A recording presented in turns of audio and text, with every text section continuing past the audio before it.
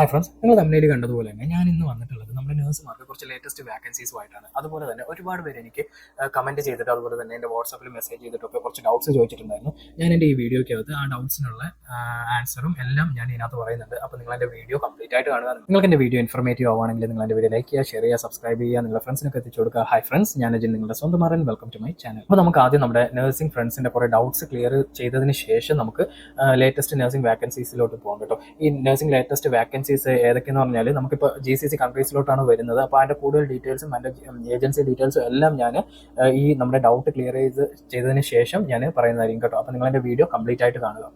അപ്പോൾ ആദ്യമായിട്ട് നമ്മുടെ ഒരു ഫ്രണ്ട് ചോദിച്ചത് എന്തെന്ന് വെച്ചാൽ 2 മാസം വിസിറ്റ് വിസ എടുത്തിട്ട് ദുബായിലോട്ട് വന്നു കഴിഞ്ഞാൽ നമുക്ക് ജോബ് കിട്ടുമോ എന്നുള്ളതിനെ കുറിച്ചിട്ടാണ്. അപ്പോൾ ഇതിനുള്ള മറുപടി എന്തെന്ന് വെച്ചാൽ, ഇപ്പോൾ നമ്മൾ വിസിറ്റ് വിസയിൽ വന്നിട്ട് ജോബ് സെർച്ച് ചെയ്താൽ ജോബ് കിട്ടുമെന്ന് ചോദിച്ചു കഴിഞ്ഞാൽ ജോബ് കിട്ടും. പക്ഷേ ഒരു കാര്യം എന്തെന്ന് വെച്ചാൽ നമുക്ക് കുറേ നാൾക്ക് മുന്നേ വരെ അത്യാവശ്യം നല്ല വാക്കൻസീസ് ഉണ്ടായിരുന്നു. പക്ഷേ അത് കമ്പയർ ചെയ്ത് നോക്കുമ്പോഴത്തേക്ക് ഇപ്പോൾ ഒരുപാട് കുറവാണ് വന്നിട്ടുള്ളത്. ഒരു 50-50 ചാൻസ് ആണ്. അപ്പോൾ നിങ്ങളിപ്പോൾ വിസിറ്റ് വിസ എടുത്ത് പോയി അവിടെ ജോബ് സെർച്ച് ചെയ്യുന്നത് ജോബ് കിട്ടത്തില്ല എന്ന് ഞാൻ പറയുന്നില്ല, പക്ഷേ നിങ്ങൾക്ക് ജോബ് കിട്ടും. പക്ഷേ ഒരു 50-50 ചാൻസ് ആണ് കേട്ടോ. അപ്പോൾ ഈ ചോദ്യത്തിന് എൻ്റെ ഒരു സജഷൻ എന്താണെന്ന് വെച്ചാൽ, ഇപ്പോൾ നിങ്ങൾ നാട്ടിലാണ് ഉള്ളതെങ്കിൽ, ഇപ്പോൾ നിങ്ങളുടെ ഫ്രണ്ട്സ് ആരെങ്കിലും ദുബായിലോ അബുദാബിയിലൊക്കെ വർക്ക് ചെയ്യുന്നുണ്ടെങ്കിൽ, അപ്പോൾ ആ ഹോസ്പിറ്റലിൽ നിങ്ങളുടെ ഫ്രണ്ട്സിനെ കോൺടാക്ട് ചെയ്തിട്ട് നിങ്ങൾ ആ ജോബിൽ ഒരു റെക്കമെൻഡേഷൻ വഴി അങ്ങനെ ജോബ് കിട്ടുവാണെങ്കിൽ അങ്ങനെ ഒരു വഴി നിങ്ങൾ ട്രൈ ചെയ്ത് നോക്കുക. അതുപോലെ തന്നെ ഇപ്പോൾ നമ്മുടെ നാട്ടിലിരുന്നുകൊണ്ട് തന്നെ ജോബ് പോർട്ടൽ വഴി, അതായത് നമ്മുടെ ലിങ്ക്ഡിൻ പോലുള്ള ജോബ് പോർട്ടൽ വഴിയൊക്കെ ജോബിന് അപ്ലൈ ചെയ്യാവുന്നതാണ്. അതുപോലെ തന്നെ ഇപ്പോൾ ദുബായിലും UAE ഒക്കെ അവിടെയുള്ള ഹോസ്പിറ്റൽസിൻ്റെ നെയിമൊക്കെ നിങ്ങൾ കണ്ടുപിടിച്ചതിന് ശേഷം അവരുടെ വെബ്സൈറ്റിൽ കയറിയിട്ട് കരിയർ ഓപ്ഷനകത്ത് കയറിയിട്ട് അവരുടെ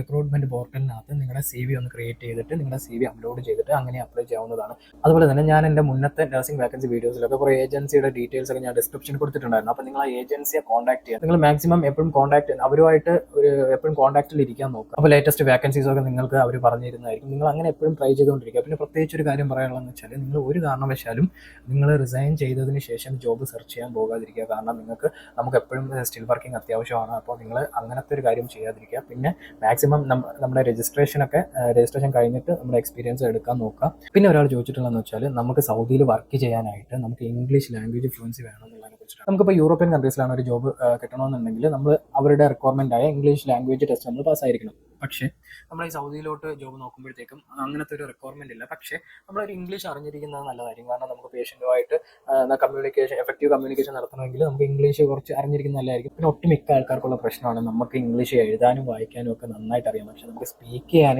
കുറച്ച് നമുക്കൊരു ബോസ് വരുന്നുണ്ട്. പക്ഷേ അതൊന്നും ഒരു പ്രശ്നമൊന്നുമില്ല. ഇപ്പം ഞാനും ആദ്യമായിട്ട് വന്നപ്പോൾ എനിക്കും വലിയ ഐഡിയ ഒന്നും ഇല്ലായിരുന്നു. പക്ഷേ ഇപ്പോൾ നേരത്തേക്കാളും കുറച്ച് ബെറ്റർ ആയിട്ടുണ്ട് എന്ന് വേണമെങ്കിൽ പറയാം. നമ്മൾ എന്തായാലും ഇങ്ങോട്ട് വന്നു കഴിഞ്ഞാൽ ഇംഗ്ലീഷൊക്കെ നമ്മൾ ഒരുവിധം നമ്മൾ പറയാൻ തുടങ്ങും. കാരണം എന്താ വെച്ചാൽ, നമ്മൾ ഇവിടുത്തെ ഡോക്ടേഴ്സുമായിട്ട് സംസാരിക്കുമ്പോഴും അതുപോലെ തന്നെ ഇവിടുത്തെ പേഷ്യൻസുമായിട്ട് ഒട്ടുമുക്കാൽ ആൾക്കാർക്ക് ഇംഗ്ലീഷ് അറിയാവുന്ന ആൾക്കാരാണ്. അപ്പോൾ ഇവിടെ നമ്മളിങ്ങനെ സംസാരിച്ച് നമ്മൾ ഓട്ടോമാറ്റിക്കായിട്ട് പറഞ്ഞു. അപ്പോൾ നിങ്ങൾ മനസ്സിലാക്കുക, ഇംഗ്ലീഷിൻ്റെ റിക്വയർമെൻറ്റ് ഇവിടെ ഇല്ല. പിന്നെ അതുപോലെ തന്നെ ഇംഗ്ലീഷൊക്കെ നിങ്ങൾക്ക് ഇപ്പോൾ സംസാരിക്കാൻ ഒരു ഇഷ്യൂസ് ഒക്കെ ഉണ്ടെങ്കിലും നമുക്കത് ഇവിടെ വന്നതിന് ശേഷം എല്ലാം റെഡി ആകുന്നതായിരിക്കും കേട്ടോ. അപ്പോൾ നിങ്ങൾ അതിനെക്കുറിച്ചൊന്നും വറിയിടാവേണ്ട കാര്യമില്ല. പിന്നെ ഒരാൾ എനിക്ക് കമൻറ്റ് ചെയ്തിട്ടുള്ളതെന്ന് വെച്ചാൽ, നഴ്സിംഗ് കഴിഞ്ഞ് കഴിഞ്ഞാൽ നമ്മൾ UAE ജോബ് നോക്കാതിരിക്കുന്നതായിരിക്കും നല്ലതെന്ന്. പക്ഷെ അതിനോട് ഞാൻ യോജിക്കുന്നുണ്ടോ എന്ന് ചോദിച്ചാൽ കംപ്ലീറ്റ് ആയിട്ട് എനിക്കത് യോജിക്കാൻ പറ്റില്ല. കാരണം എന്ന് വെച്ചാൽ, ഇപ്പോൾ ആ ആൾക്ക് ചിലപ്പോൾ ഒരു ബാഡ് എക്സ്പീരിയൻസ് ഉണ്ടായിട്ടുണ്ടാവും. ഇപ്പോൾ ഞാൻ ഓൾറെഡി പറഞ്ഞല്ലോ, മുന്നത്തെ അപേക്ഷിച്ച് വാക്കൻസീസ് ഒക്കെ വളരെ കുറവാണ്. എന്നിരുന്നാലും ഇപ്പോഴും ജോബ് കിട്ടുന്ന ആൾക്കാരുണ്ട്, പക്ഷേ ജോബ് കിട്ടാത്ത ആൾക്കാരുണ്ട്. പക്ഷെ നമ്മുടെ ഹോപ്പ് ഒരിക്കലും നമ്മൾ കളയാൻ പാടില്ല. നമ്മളെപ്പോഴും ട്രൈ ചെയ്തുകൊണ്ടേ ഇരിക്കുക. നമുക്ക് എന്തായാലും നമ്മുടെ സമയമാകുമ്പോഴത്തേക്കും നമുക്ക് ജോബ് കിട്ടും. പിന്നെ അടുത്തൊരാൾ ചോദിച്ചിട്ടുള്ളതെന്ന് വെച്ചാൽ, പോസ്റ്റ് BSc കഴിഞ്ഞ് കഴിഞ്ഞാൽ 2 ഇയർ എക്സ്പീരിയൻസ് വേണോ എന്നുള്ളതിനെ കുറിച്ചിട്ടാണ്. ഇപ്പോൾ GCC കൺട്രീസിൽ പ്രത്യേകം, എസ്പെഷ്യലി സൗദി അറേബ്യയിൽ എന്ന് വെച്ചാലും ഇപ്പോൾ GNMസിനെ എടുക്കുന്നുണ്ട്. പക്ഷേ മുന്നത്തെ പോലെ അവർ GNMസിന് അത്ര പ്രയോറിറ്റി കൊടുക്കുന്നില്ല. ഇപ്പോൾ ഒരു ഹോസ്പിറ്റൽ വാക്കൻസി വന്നു കഴിഞ്ഞാൽ അവർക്കൊരു റിക്വയർമെൻ്റ് ഉണ്ടല്ലോ. അതായത് ഇപ്പോൾ BSc നഴ്സസിന് ഇത്ര 3 ഇയർ എക്സ്പീരിയൻസ് 2 ഇയർ എക്സ്പീരിയൻസ് വേണമെന്ന് അവരുടെ അഡ്വർടൈസ്മെൻറ്റിൽ തന്നെ അവർ കൊടുത്തിട്ടുണ്ടാവും. അപ്പോൾ അത് നമ്മൾ മീറ്റ് ചെയ്തിരിക്കണം. അതുപോലെ തന്നെ ഇപ്പോൾ GNMൻ്റെ വാക്കൻസിയാണ് ഉള്ളതെങ്കിൽ അവർ 3 ഇയർ എക്സ്പീരിയൻസ് ചോദിക്കാൻ ചാൻസ് ഉണ്ട്. അപ്പോൾ അതങ്ങനെ അവരുടെ അഡ്വർടൈസ്മെന്റിൽ കൊടുത്തിട്ടുണ്ടാവും. പിന്നെ ഒരു കാര്യം എന്ന് വെച്ചാൽ, ഇപ്പോൾ ഒരു എക്സാമ്പിൾ ആയിട്ട് നമ്മളൊരു GNM കഴിഞ്ഞതിന് ശേഷം 2 ഇയർ എക്സ്പീരിയൻസ് ഉണ്ട്. അത് കഴിഞ്ഞപ്പോഴായിരിക്കും നമ്മൾ ആ 2 ഇയർ എക്സ്പീരിയൻസ് കഴിഞ്ഞപ്പോഴായിരിക്കും നമ്മൾ വിചാരിക്കുന്നത് നമുക്കൊരു പോസ്റ്റ് BSc എടുക്കണം എന്നുള്ളത്. അപ്പോൾ അത് കഴിഞ്ഞിട്ട് നമ്മൾ പോസ്റ്റ് BSc ഒരു പാർട്ട് ടൈം ആയിട്ട് ചെയ്യുമെന്ന് വിചാരിച്ചോളൂ. അപ്പോൾ പാർട്ട് ടൈം ആയിട്ട് ചെയ്ത് കഴിഞ്ഞാൽ പിന്നീട്, അതായത് നമ്മുടെ ഈ ഹോസ്പിറ്റലിൽ ജോബ് വാക്കൻസി ചിലപ്പോൾ വിളിച്ചേക്കുന്നത് BSc പോസ്റ്റ് BSc ആയിരിക്കും. അപ്പോൾ അവർ കാൽക്കുലേറ്റ് ചെയ്യുന്നത്, അപ്പോൾ നമ്മുടെ എക്സ്പീരിയൻസ് കാൽക്കുലേറ്റ് ചെയ്യുന്നത് നമ്മൾ പോസ്റ്റ് BSc കഴിഞ്ഞതിന് ശേഷം വരുന്ന എക്സ്പീരിയൻസ് ആയിരിക്കും അവർ കാൽക്കുലേറ്റ് ചെയ്യുന്നത്. അപ്പോൾ അതും കൂടി നിങ്ങൾ ഓർത്ത് വെച്ചേക്കുക. പിന്നെ ഒരാൾ ചോദിച്ചിട്ടുള്ള ക്വസ്റ്റ്യൻ എന്ന് വെച്ചാൽ, ANM പഠിച്ച നഴ്സുമാർക്ക് ഇപ്പോൾ കറന്റ് എന്തെങ്കിലും ജോബ് വാക്കൻസി വന്നിട്ടുള്ളതിനെ കുറിച്ചിട്ടാണ്. അപ്പോൾ ഇതിന് മുന്നേ ഞാൻ ഒരു ANM വാക്കൻസി വന്നപ്പോൾ, അതായത് ഹോം നഴ്സിംഗ് വാക്കൻസി ആണെന്ന് ഞാൻ വിചാരിക്കുന്നു. അപ്പോൾ ഹോം നഴ്സിംഗ് നഴ്സിംഗ് വാക്കൻസി വന്നപ്പോഴേക്കും ഞാനത് പോസ്റ്റ് ചെയ്തിട്ടുണ്ടായിരുന്നു. അപ്പോൾ കുറച്ച് പേരെങ്കിലും അപ്ലൈ ചെയ്യുമെന്ന് ഞാൻ വിചാരിക്കുന്നുണ്ട്.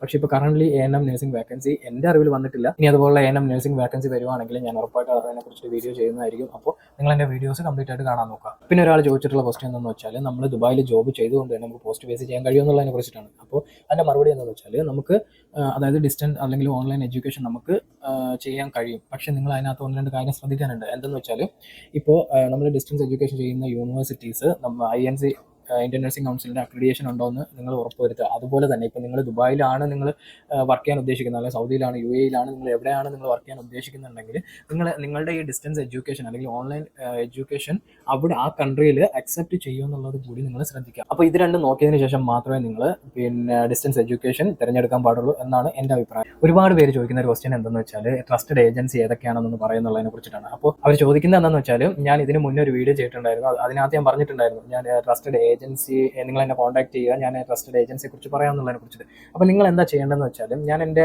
പ്രീവിയസ് ആയിട്ടുള്ള ലേറ്റസ്റ്റ് വാക്കൻസീസിൻ്റെ വീഡിയോസിലൊക്കെ ഞാൻ ആ ഡിസ്ക്രിപ്ഷനിൽ ഏജൻസി ഡീറ്റെയിൽസ് ഒക്കെ ഞാൻ കൊടുത്തിട്ടുണ്ട്. അപ്പോൾ ഈ ഏജൻസിയുടെ ഡീറ്റെയിൽസ് നിങ്ങൾക്ക് ഈ വെബ്സൈറ്റിൽ നിന്ന് കിട്ടുന്നതായിരിക്കും. അപ്പോൾ നിങ്ങൾ എന്താ ചെയ്യേണ്ടതെന്ന് വെച്ചാൽ നിങ്ങൾക്ക് ഏജൻസി ഡീറ്റെയിൽസ് വേണമെന്നുണ്ടെങ്കിൽ നിങ്ങൾ എൻ്റെ പ്രീവിയസ് ലേറ്റസ്റ്റ് ജോബ് വാക്കൻസീസിൻ്റെ ആ വീഡിയോസ് ഓപ്പൺ ചെയ്തതിന് ശേഷം ഞാൻ ചിലതിൻ്റെ വീഡിയോസിനകത്തും പറയുന്നുണ്ട്, അതുപോലെ തന്നെ മാക്സിമം എൻ്റെ ഡിസ്ക്രിപ്ഷനകത്ത് ഞാൻ ഏജൻസി ഡീറ്റെയിൽസും ഞാൻ പറയുന്നുണ്ട്. അപ്പോൾ നിങ്ങൾ ആ ഏജൻസി നെയിം നിങ്ങൾ നോട്ട് ചെയ്ത് വെച്ചതിന് ശേഷം ആ വെബ്സൈറ്റിൽ പോയിട്ട് നിങ്ങൾ ഇതുപോലെ സെർച്ച് ചെയ്തതിന് ശേഷം അങ്ങനെ അവിടെ കോൺടാക്ട്സ് എടുത്ത് നിങ്ങൾ കോൺടാക്ട് ചെയ്യാവുന്നതാണ് കേട്ടോ. അപ്പോൾ നമ്മൾ ഇനി നോക്കാൻ പോകുന്നത് വെച്ചാൽ ലേറ്റസ്റ്റ് നഴ്സിംഗ് വാക്കൻസീസിനെ കുറിച്ചിട്ടാണ്. അപ്പോൾ ഇപ്പോൾ വാക്കൻസി വന്നിട്ടുള്ളതെന്ന് വെച്ചാൽ റേഡിയോളജി നഴ്സസിനാണ്. ഖത്തറിലോട്ട് റേഡിയോളജി നഴ്സസിനാണ് വാക്കൻസി വന്നിട്ടുള്ളത്.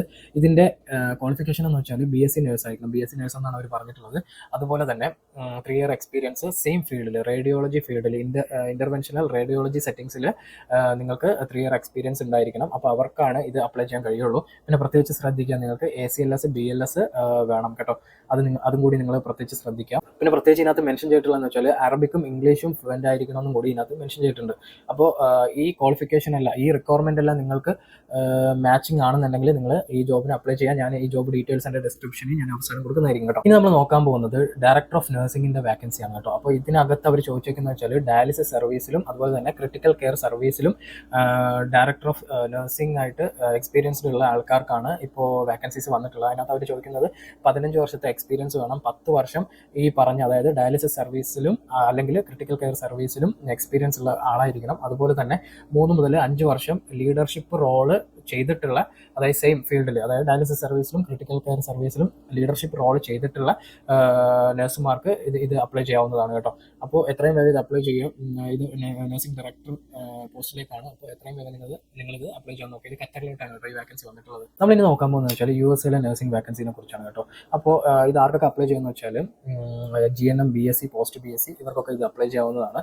അതുപോലെ തന്നെ NCLEX ക്ലിയർ ചെയ്തിട്ടുള്ള ആൾക്കാർക്ക് ഇത് അപ്ലൈ ചെയ്യാം. അതുപോലെ തന്നെ ഇല്ലെങ്കിൽ നിങ്ങൾ NCLEX എക്സാം എഴുതാൻ വേണ്ടിയിട്ട് നിങ്ങൾ അപ്പോയിൻമെൻറ്റ് എടുത്തിട്ടുണ്ടെങ്കിലും നിങ്ങൾക്ക് അവർക്ക് അപ്ലൈ ചെയ്യാവുന്നതാണ്. ഈ വാക്കൻസി വന്നിട്ടുള്ളതെന്ന് വെച്ചാൽ ആ ഡിപ്പാർട്ട്മെൻറ്റ്സ് ഏതൊക്കെയെന്ന് വെച്ചാൽ emergency department, medical surgical, operation room, cardiac, അതുപോലെ തന്നെ ICU ഡിപ്പാർട്ട്മെൻറ്റ്. അപ്പോൾ ഇത്രയും ഡിപ്പാർട്ട്മെൻറ്റ്സിലോട്ടാണ് വാക്കൻസീസ് വന്നിട്ടുള്ളത്. അപ്പോൾ ഇത് USA പോകാൻ, അമേരിക്കയിലോട്ട് ഒരു രജിസ്റ്റേർഡ് നഴ്സായിട്ട് വർക്ക് ചെയ്യാൻ ആഗ്രഹിക്കുന്ന നഴ്സുമാർ ഇത് അപ്ലൈ ചെയ്യാവുന്നതാണ് കേട്ടോ. അപ്പോൾ ഈ ഏജൻസി ഡീറ്റെയിൽസ് ഇപ്പോൾ ഞാൻ പറഞ്ഞ 3 ജോബ് വാക്കൻസീസിൻ്റെയും ഏജൻസി ഡീറ്റെയിൽസ് ഞാൻ എൻ്റെ ഡിസ്ക്രിപ്ഷനിൽ കൊടുക്കുന്നുണ്ടാവും. അപ്പോൾ നിങ്ങൾ അത് നോക്കിയിട്ട് നിങ്ങളത് അപ്ലൈ ചെയ്യാവുന്നതാണ് കേട്ടോ. അപ്പോൾ ഇത്രയുമാണ് എനിക്ക് കിട്ടിയിട്ടുള്ള കുറച്ച് നഴ്സിംഗ് വാക്കൻസീസ്. ഇതുപോലെ ഇനി അടുത്ത ലേറ്റസ്റ്റ് നഴ്സിംഗ് വാക്കൻസീസ് വരുവാണെങ്കിൽ ഞാൻ വീഡിയോ ചെയ്യുന്നതായിരിക്കും. അതുപോലെ തന്നെ ഞാൻ മുന്നേ കമൻസിനുള്ള റിപ്ലൈസ് ഞാൻ പറഞ്ഞിട്ടുണ്ടായിരുന്നു. അപ്പോൾ നിങ്ങൾക്ക് കുറേ ഡൗട്ട്സ് ഒക്കെ ക്ലിയർ ആയെന്ന് വിചാരിക്കുന്നു. അപ്പോൾ നിങ്ങൾ എൻ്റെ വീഡിയോ കംപ്ലീറ്റ് ആയിട്ട് കണ്ടതിന് ഒരുപാട് നന്ദിയുണ്ട്. അപ്പോൾ നിങ്ങൾക്ക് എൻ്റെ വീഡിയോ ഇൻഫോർമേറ്റീവ് ആണെന്ന് ഞാൻ വിശ്വസിക്കുന്നു. നിങ്ങൾക്ക് എൻ്റെ വീഡിയോ ഇൻഫോർമേറ്റീവ് ആയിട്ടുണ്ടെങ്കിൽ നിങ്ങൾ എൻ്റെ വീഡിയോ ലൈക്ക് ചെയ്യുക, ഷെയർ ചെയ്യുക, സബ്സ്ക്രൈബ് ചെയ്യുക. നിങ്ങൾ എൻ്റെ ചാനൽ മറക്കാതെ സബ്സ്ക്രൈബ് ചെയ്യുക. നിങ്ങളുടെ ഫ്രണ്ട്സിൻ്റെ ഗ്രൂപ്പ്സിലൊക്കെ ഇത് എത്തിച്ചു കൊടുക്കുക. ഇതുപോലുള്ള ലേറ്റസ്റ്റ് ജോബ് വാക്കൻസി വീഡിയോസ് ഒക്കെ ഞാൻ ഇനി വരും ദിവസങ്ങളിൽ അപ്ലോഡ് ചെയ്യുന്നതായിരിക്കും. അപ്പോൾ നമുക്ക് അടുത്തൊരു വീഡിയോയിൽ കാണാം. Thank you.